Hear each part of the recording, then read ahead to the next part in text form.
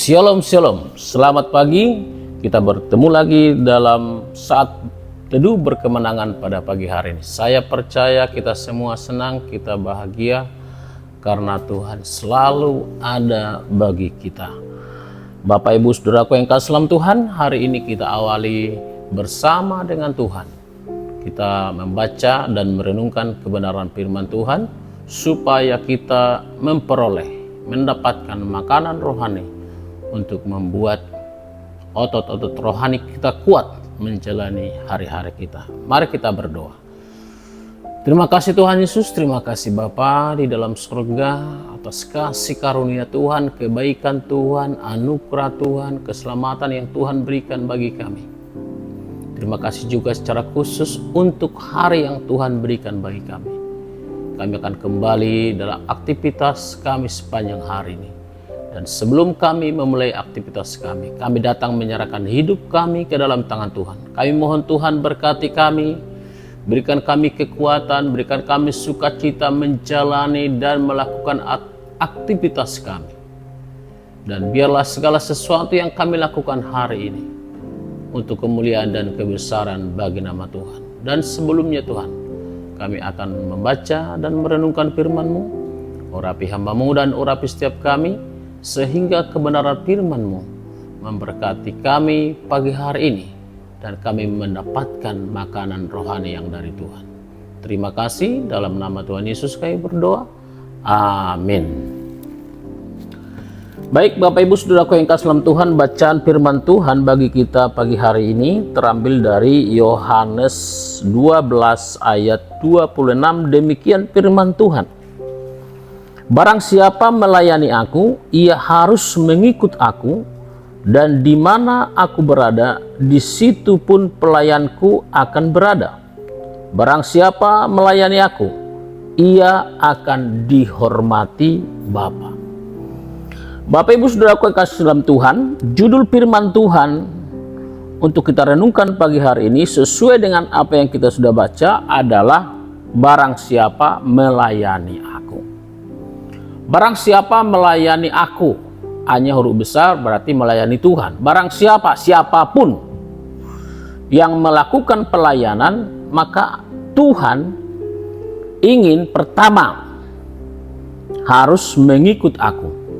Jadi yang melayani Tuhan, kita pelayan Tuhan, kita yang percaya kepada Tuhan Yesus, kita harus mengikut Tuhan Yesus. Berarti ya, secara umum Yesus adalah pemimpin kita. Dalam bahasa Alkitab, Yesus adalah gembala kita.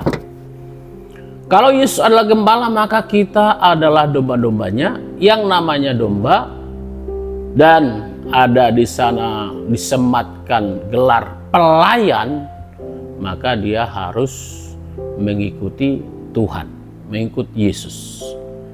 Ya, saya percaya kita semua sudah mengerti mengikut Yesus. Ya, ada lagunya mengikut Yesus keputusanku, dan saya percaya kita semua sudah mengambil keputusan untuk mengikut Yesus sampai akhir hidup kita. Ya, sampai akhir hayat kita. Dan itulah yang diinginkan, yang diminta oleh Tuhan. Barang siapa melayani aku, ia harus mengikuti aku. Jadi ikuti jejak Tuhan ya. Jalankan firman-Nya, lakukan firman-Nya, dengarkan firman-Nya dan lakukan ya. Nah, dan yang kedua dikatakan di sini, di mana aku berada, di situ pun pelayanku berada. Nah, di mana aku berada, di situ pun pelayanku akan berada. Nah, kata akan berarti karena masih belum berakhir ya. Nah, masih akan terjadi nanti. Saudaraku yang kasih dalam Tuhan, saya agak terkaget baca ini. Kenapa Tuhan langsung berbicara tentang di mana aku berada, di situ engkau berada. Nah, ternyata kalau kita lihat ke atas ini, judulnya saja mengatakan Yesus memberitakan kematiannya. Saudaraku, pasti semua apa yang kita lakukan di dunia ini akan berakhir. Ya, termasuk pelayanan kita, hidup kita pun di dunia ini akan berakhir. Nah, itulah yang dibicarakan Yesus. Jadi nanti kalau kita sudah estate, sudah dipanggil kembali ke rumah Bapa di sorga, Nah, kemana pelayan Tuhan itu akan pergi? Di mana dia berada? Alkitab dalam ayat ini memastikan, Yesus memastikan, kamu pun berada.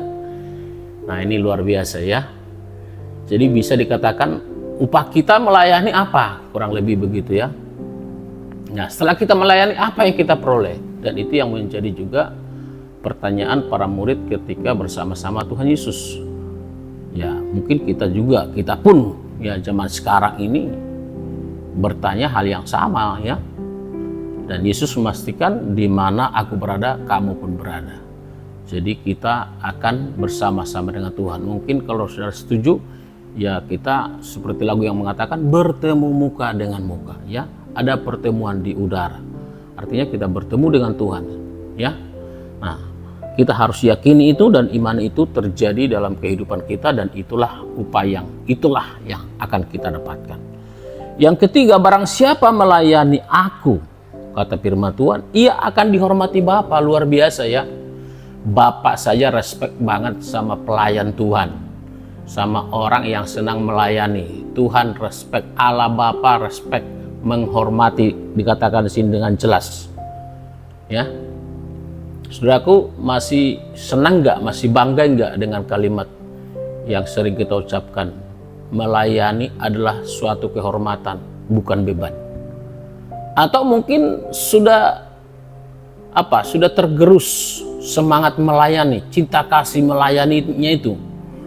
Tidak lagi merasa itu adalah suatu kehormatan, tapi beban. Saudaraku, kembali kita diingatkan pada pagi hari ini, khususnya para pelayan Tuhan, hamba-hamba Tuhan, maupun jemaat Tuhan. Ya, kita diingatkan kembali bahwa pelayanan itu adalah suatu kehormatan, suatu kebanggaan.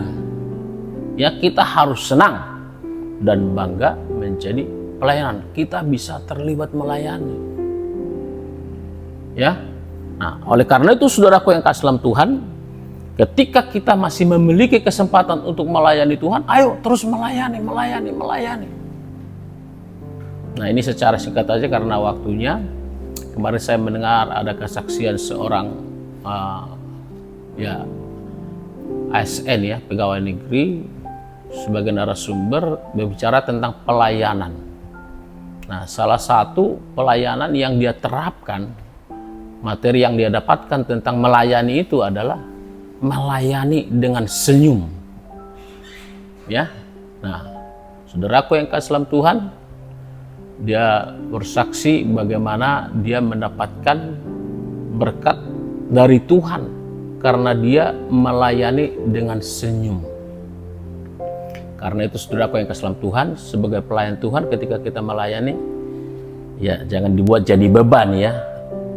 Jangan dibuat menjadi keterpaksaan. Jadi harus itu adalah kesenangan, rileks aja, santai aja, bawa happy gitu.